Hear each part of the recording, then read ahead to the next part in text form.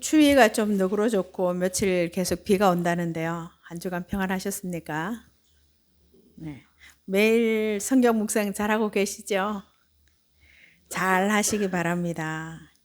여러분, 우리가 말씀을 본다는 것은 내가 내 삶의 주인이 돼서 내 모든 계획, 내 미래, 내 삶의 의미를 찾는다는 것이 아니고 하나님이 내 삶의 최종 권위자이고 결정권자시고 통치자이심을 인정하는 행위라고 여러 번 말씀드렸어요. 그래서 우리가 하나님의 말씀을 읽고 묵상하며 살 때만 나는 내 하나님이 되고 너는 내 백성이 되리라 하신 그 언약 관계를 누릴 수 있고요.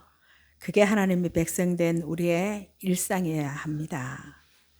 하나님에 대해서 더 잘 알아가기 바랍니다. 영생은 죽어서 장소를 이동하는 어느 곳에서의 삶이라기보다 하나님과 그 아들 예수 그리스도를 아는 것이라고 요한복음이 말하고 있습니다. 그리고 신실한 그리스도인의 삶은 하나님을 올바로 아는 데서 출발하고 하나님과 친밀한 교제와 함께 풍성해진다는 것을 여러분 꼭 기억하셔야 합니다.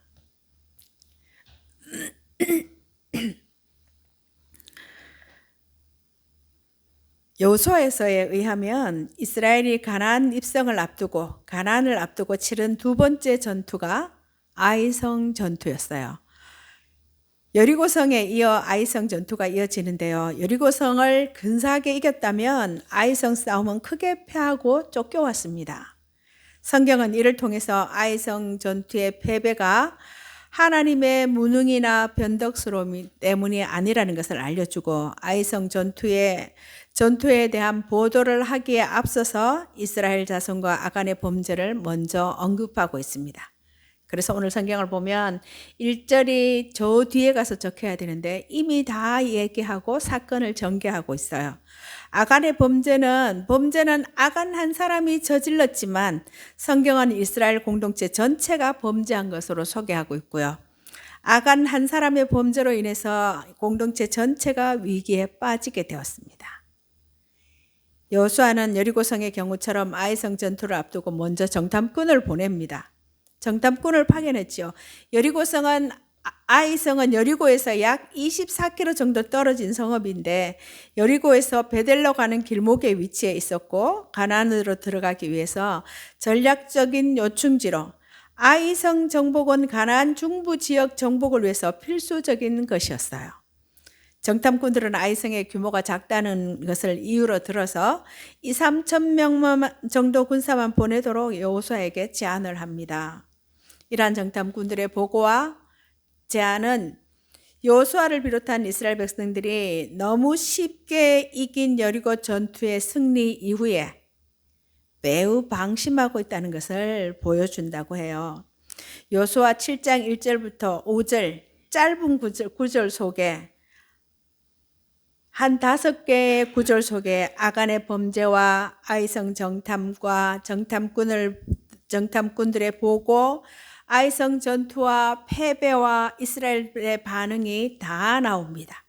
이 짧은 구절 속에 이게 다 나온 것을 보면 그들은 아이성을 만만하게 보고 결정한 속전속결로 처리한 그런 느낌을 받게 되는데요. 그리고 그들은 여리고성 정복이 자신들의 수고와 노력의 결과인 양 말하고 있어요. 첫 번 아이성 전투는 여리고 전투와 다르게 하나님께 묻지도 않았고 하나님께서 승리를 주신다는 약속도 나오지 않습니다. 아이성 전투 이야기하면 아간의 범죄 때문이라고 우리가 한마디로 말하는데요. 아간의 범죄와 더불어 이스라엘의 교만이 아이성 전투의 패배 원인이었다는 것입니다. 정탐꾼들의 제안에 따라서 3,000명 정도의 군사가 아이성으로 올라가지만 36명의 군사들이 목숨을 잃고 후퇴했는데요. 가나안에 들어가기 위해 전투한 이스라엘이 가나안 전쟁을 한 가나안에 들어가기 위해서 전투를 경험한 이스라엘이 경험했던 유일한 패배가 오늘 아이성 전투였어요. 어떤 책을 읽다가 보니까 36명이 아니라 36명이 죽었으니 다행이지 360명 정도 죽었더라면 이스라엘 백성들이 헤엄을 쳐서라도 요단강을 다시 건너서 애굽으로 돌아갔을 거라고 이야기해서 제가 보면서 웃었습니다. 아이성 전투에 어처구니 없는 패배로 인해서 백성들의 마음이 물같이 녹아내리게 되면서 이스라엘이 가나안 거민의 입장이 되어버렸어요. 앞에서 여리고성의 라합이 정탐꾼들에게 들려주었던 이야기가 기억나시나요?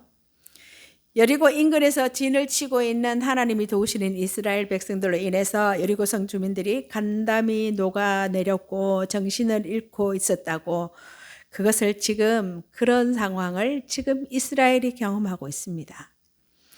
그것은 여러분, 하나님의 선택받은 이스라엘 백성들이라도 하나님의 뜻을 거역하면 진멸의 대상이 될 수 있다는 말씀이에요. 예기치 않은 이스라엘 백성들의 아이성 전투의 패배로 인해서 여호수아는 극심한 좌절과 두려움에 사로잡히게 되었고, 옷을 찢고 머리에 티끌을 뒤집어 쓰고 저물도록 엎드려 있다가 하나님께 단언의 기도를 드리죠. 어디에 엎드려 있었습니까? 6절에 보면 여호와의 궤 앞에, 여호와의 궤는 하나님의 임재의 상징인 복궤 앞에, 하나님 앞에 엎드렸습니다. 머리에 티끌을 뒤집어 쓰는 것은 겸비함과 비천함의 표시예요. 하나님을 향한 여호수아의 단식은 어찌하여 이 백성으로 하여금 요단을 건너게 하셨나이까로 시작하고 있는데요. 여호수아는 다음 두 가지 사실을 우려하고 있습니다. 첫째는 이스라엘의 패배로 말미암아 지금까지 두려워하던 가나안 주민들이 용기를 내서 함께 대항할 가능성이고요. 이러한 여호수아의 우려는 이후 얼마간 사실로 나타났어요. 실제로 아이성의 패배 후에 가나안 거민들은 연합전선을 형성해서 이스라엘을 대적하려는 움직임을 보이게 됩니다. 여호수아가 둘째로 우려하는 것은 이스라엘의 패배로 인해서 하나님의 이름이 비방을 받게 되는 것이었어요. 주의 크신 이름을 위하여 어떻게 하려 하시나이까. 여러분, 이스라엘의 운명은 하나님의 명예와 하나로 결속되어 있었어요. 마찬가지로 우리 그리스도인의 삶도 하나님의 명예와 하나로 결속되어 있다는 것을 꼭 기억하셔야 합니다. 세상은 우리를 보고 그리스도를 평가하고요, 우리를 보고 교회를 평가하고, 우리를 보고 우리 때문에 교회를 떠나기도 하고 우리 때문에 교회에 나오기도 해요. 이렇게 하나님 앞에 엎드린 여호수아에게 하나님은 좌절의 자리에서 일어날 것을 명령하시고 실패의 원인과 구체적인 해결책을 제시해 주십니다. 하나님께서 보여주신 이스라엘의 실패 원인은 하나님과 맺은 언약을 파기한 것에 있었어요. 약속의 말씀에 대한 불신과 불순종이 그 원인이었습니다. 아간의 범죄로 하나님과 맺은 언약에 금이 가게 되었고, 이것이 이스라엘을 패배로 내몰게 된 결정적인 원인이었어요. 언약 파기의 결과는 하나님께서 더 이상 이스라엘과 함께 하지 않는 것으로 나타났습니다. 이렇게 이스라엘이 여리고성 전투는 승리했지만 아이성 함락은 실패했어요. 무엇이 문제였을까요? 준비 부족이었을까요? 전력이 약해서일까요? 전략의 부재 때문이었을까요? 근데 성경을 보면 할 것은 다 하지 않았습니까? 지난번처럼 정탐꾼을 보내서 상대의 전력 분석도 했고요. 심지어 이번에는 들키지도 않고 성공적인 정탐을 끝냈어요. 상대편을 분석하고 보니 전력상 열세도 아니었어요. 정군이 다 갈 필요도 없이 2-3천 명만 가도 될 만큼의 전력의 대비가 보였습니다. 그런데도 졌어요. 여호수아는 이해할 수가 없었겠죠. 하나님이 수치를 자처하신가? 아니면 하나님이 약해서 진 것인가? 이대로 끝난다면 가나안에서 이스라엘의 이름이 끊어지고 하나님의 명예는 실추될 것인데 어쩔 것인가? 결정적으로 이스라엘은 하나님의 전력은 이스라엘은 상대편의 전력은 잘 분석했지만 자기 자신은 잘 몰랐어요. 물적, 인적, 군사 전력은 잘 파악했지만 영적인 전력은 파악하지 못했고요. 이들의 근원적인 잘못은 하나님의 명령에 순종하지 않음에 있었습니다. 은혜로 받은 것을 자기 힘으로 쟁취한 것으로 만들었고 다 진멸해도 알아서 챙겨주실 것인데 믿지 못했고요. 아간은 하나님께도 형제들에게도 안 되는 선택을 했고 그 결과 그가 진멸해야 할 것 대신에 그 자신이 진멸을 당하게 됩니다. 여러분, 우리는 대적과 싸우기 전에 나의 욕심과 불신앙과 싸워야 합니다. 내가 하나님께 굴복하지 않으면 아무도 굴복시킬 수 없어요. 이제라도 그러면 이스라엘이 다시 아이성을 이길 수 있는 길은 무엇이었을까요? 숨겨둔 하나님의 것을 하나님께 돌려드리고 하나님의 소유권을 인정해야 합니다. 이제 여호수아와 이스라엘 백성들이 해야 할 일은 아간의 범죄로 말미암아 깨어진 언약 관계를 다시 회복하는 일이었어요.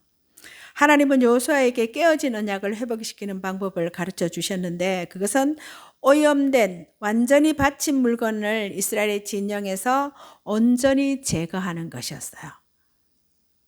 여러분, 이스라엘의 성결은 거룩하신 하나님이 이스라엘과 함께 하시는 전제 조건이에요.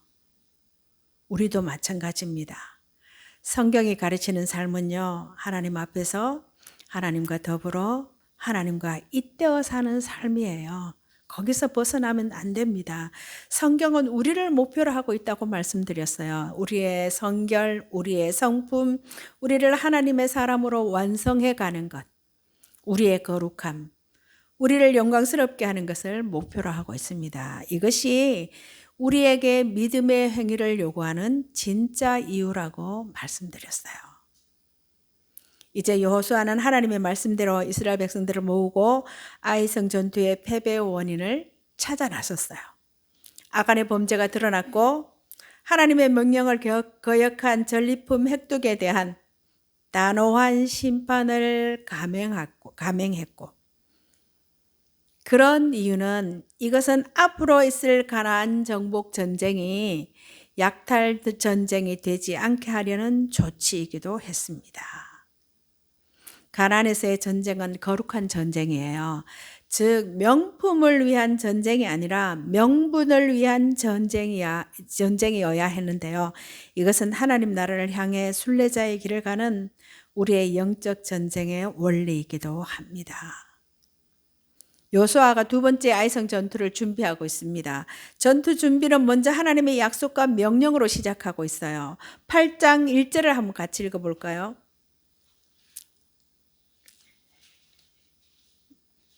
여호와께서 여호수아에게 이르시되 두려워하지 말라 놀라지 말라 군사를 다 거느리고 일어나 아이로 올라가라.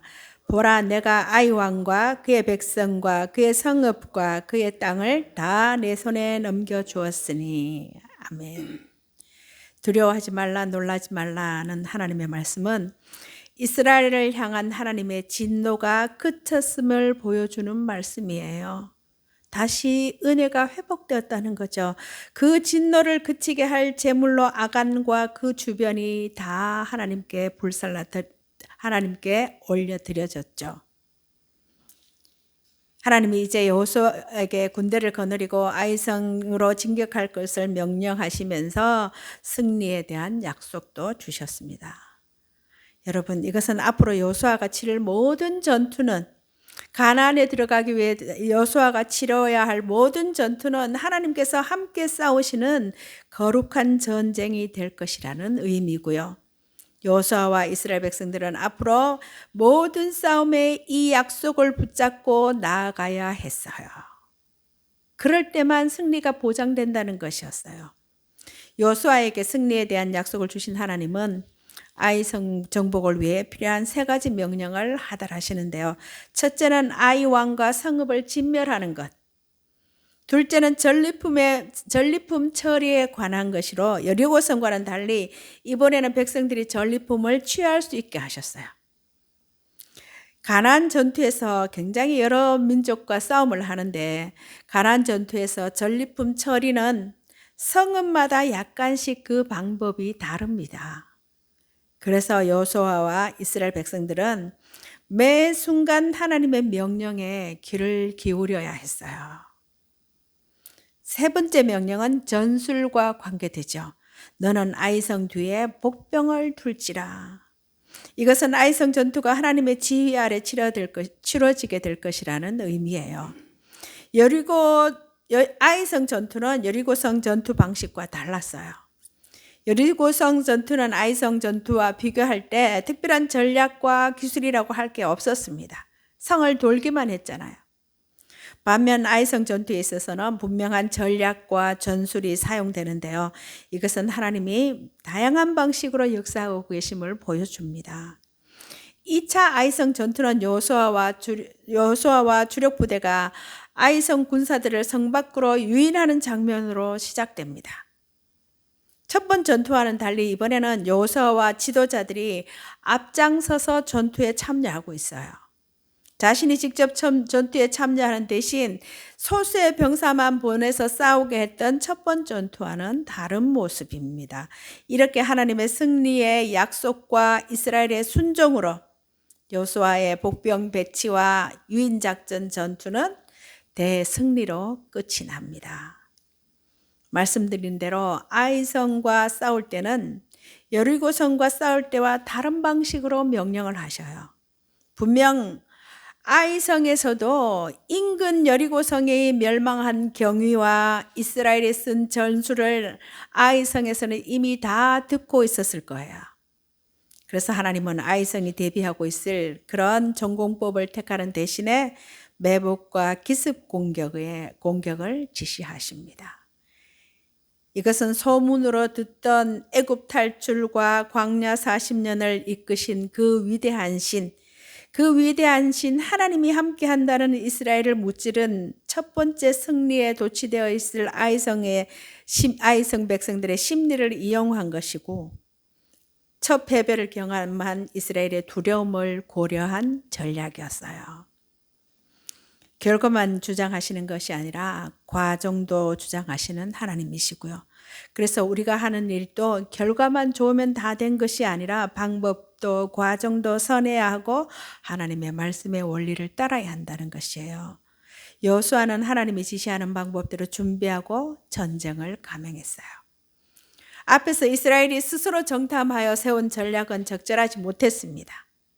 직접 정탐꾼을 보내서 다 돌아보고 왔지만 그들은 자신들도 하나님도 그리고 아이성도 제대로 알지 못했어요. 하나님의 승리의 약속이 없을 때는 3천 명만 나갔는데 승리의 약속을 받은 후에는 무려 3만 명이 나갔습니다. 이스라엘은 하나님의 명령대로 매복 공격과 유인 공격을 병행했어요. 철저한 준비, 승리에 대한 믿음, 아이성 싸움은 완전한 승리로 끝나죠. 이렇게 하나님의 명령과 여호수아의 순종은 승리를 만들어냈습니다. 여러분 교회도 마찬가지예요. 하나님 말씀에 귀 기울여 살아야 하고요. 우리가 한 마음을 가지고 서로 섬기며 기도하며 나가야 합니다. 하나님의 말씀대로 작전을 짜고 여호수아와 이스라엘은 충실히 그 작전을 수행했어요. 하나님이 정하신 방법으로 준비했고 명령하시는 공격 시점에 따라 움직였습니다. 여러분, 이스라엘이 이렇게 순종했지만 승리를 위해서 필요한 것들 가운데 그들이 갖고 있는 것과 알고 있는 것은 매우 제한적이었어요. 그걸로 다 된 것은 아니었죠. 그래서 믿음의 순종이 필요하지만 아무것도 어느 것도 그 순종 때문에 이겼다고 할 수 없다는 거예요. 우리의 모든 영적 전쟁은 하나님의 전쟁이고요. 믿음의 전쟁이에요.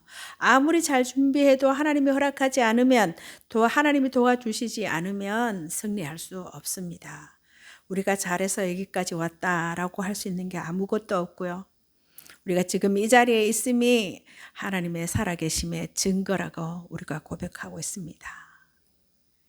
여호수아는 하나님의 명령대로 전쟁을 수행해서 대대적인 승리를 거둔 후에 큰 돌무더기를 만들어서 하나님이 하신 일을 하나님이 하신 그 큰 승리를 기념했어요. 패배와 아픔과 함께 순종의 축복을 후대에게 알리고자 했습니다. 가나안에서의 영적 싸움은 앞으로도 계속될 것이기 때문이에요. 그러니 죽고 사라질 호흡이 있는 사람을 의지하지 사람이 아니라 영원하신 하나님을 기억해야 했어요. 여러분, 그렇다면 고통스러운 상황 앞에서 우리 그리스도인 된 우리가 가져야 할 마음의 자세는 무엇일까요? 인생에 평단하고 좋은 일만 있는 것은 아니에요. 그런 인생은 없습니다.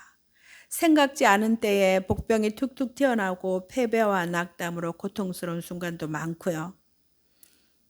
아이성의 백성들이 그랬죠. 손쉬운 승리라고 낙관했고, 그래서 뭐 다 갈 것 없이 몇 명의 군사만 가자고 했는데 그들은 수십 명의 시신을 수습해서 참담한 패배를 당하고 후퇴해야 했어요. 패배와 고통과 시련을 야기한 원인과 이럴 때 하는 적절한 태도는 무엇이어야 할까요? 먼저 생각지 않은 패배 앞에서 우리의 거룩함, 성결을 살펴야 합니다. 우리 한 사람 한 사람뿐만 아니라 우리의 모임, 교회는 거룩한 공동체가 되어야 하기 때문이에요. 결과만 좋으면 다 좋은 것이 아니에요. 여러분, 승리를 위해서 정해진 방정식은 없습니다. 삶에는 변수가 너무 많이 있고요. 그래서 한순간도 하나님에게서 눈을 뗄 수가 없습니다. 가나안 전쟁은 한순간도 하나님에게서 눈을 떼서는 이길 수 없는 전쟁이에요. 지금 우리 사회가 총체적인 혼돈과 난국을 맞이하고 있죠. 여러 가지 상황들을 보면 어떤 결론이 나더라도 누구도 승자가 될 수 없는 그런 난국이에요. 어떤 결론이 나더라도 승자는 없는 그런 형편에 우리가 처해 있습니다. 교회의 위기를 말하고 있고요. 교회만이 아니라 선교단체나 여러 가지 운동단체들도 패배감에 팽배하고 있대요. 어떻게 해야지? 아이성 전투에 패배한, 당연히 이길 거라고 생각했고 이 정도쯤이야 라고 생각했던 그 싸움에서 패배한 아이성에 있던 아이성을 앞에 둔 여호수아와 이스라엘의 백성들의 마음이라는 거죠. 아무것도 할 수 없다는 무력감에 사로잡혀 있고요. 그래서 실패를 경험한 아이성 앞에 이스라엘 같은 모습을 지금 우리가 하고 있습니다. 근데 이럴 때 여러분 조급해하지 말고 말씀을 기다려야 하고요. 손 놓지 말고 다음을 준비해야 한다고 성경이 교훈합니다. 구경꾼이 아니라 먼저 앞장서서 전투의 자리로 나가야 하고요. 여러분, 마지막으로 우리의 싸움과 승리가 의미를 갖기 위해서 무엇이 필요할까요? 의미 있는 승리가 되기 위해서 승리가 의미를 가지려면 순종과 협력, 긍정적으로 궁극적으로 하나님을 기억함이 꼭 필요하다는 것입니다. 참담한 패배를 되풀이하는 것은 악몽이죠. 백성들은 아이성의 패배를 다시는 반복하고 싶지 않았을 거예요. 여러분, 우리 시대는 모두가 힘든 전투를 하며 살았지만 다음 세대는 어려운 길을 걷지 않기를 바랍니다. 어떻게 아이성의 싸움을 승리로 이끌었는지, 어떻게 영적 전투의 승리를 성취하였는지 다음 세대에게 영원한 교훈으로 남길 수 있기 위해 애써야 합니다. 여러분, 생애 과정을 통해 무엇이 기억되기를 바라십니까? 무엇이 기억되어야 할까요? 이스라엘의 실패와 승리, 생과 사의 중심에 하나님이 계심을 증언해야 하고요. 그리고 정복전쟁에서 가장 핵심적인 요소는 하나님이 그들 중에 계시는지 여부예요. 이스라엘 역사를 보면 하나님이 우리 중에 계시겠거니 하고 싸웠지만 실패한 역사를 많이 가지고 있습니다. 그들은 자기들의 삶이 어떠하더라도 하나님은 우리 중에 분명히 계실 거야 라는 그런 허황된 확신을 가지고 있었어요. 정복전쟁에서 우리에게 가장 핵심적인 중요한 것은 하나님이 우리 가운데 계시는가 여부입니다. 성경이 가르치는 삶은 하나님과 더불어 하나님과 잇대어 사는 삶이에요.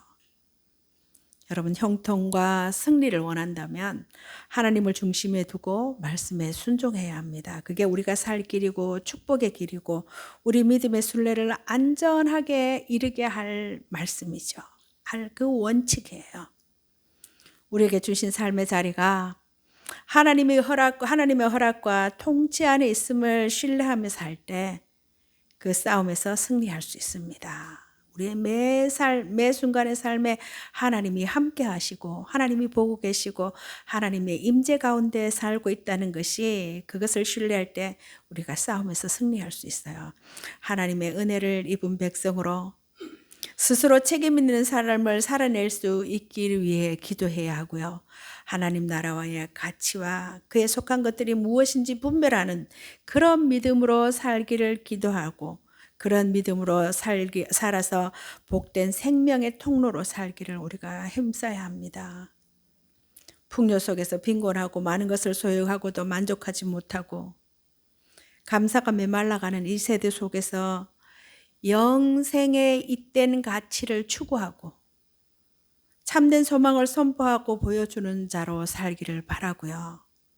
이 한 주간도 우리에게 주어진 이 세상의 자리에서 하나님의 자녀됨의 권세와 책임을 가지고 살 수 있기를 간절히 바랍니다.